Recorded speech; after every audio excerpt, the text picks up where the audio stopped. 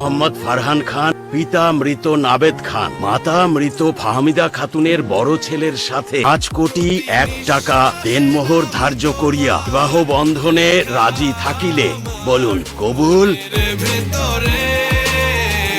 পুরো দুনিয়া জ্বালিয়ে দেব, কোন নাচের জাল? তোমায় না পেলে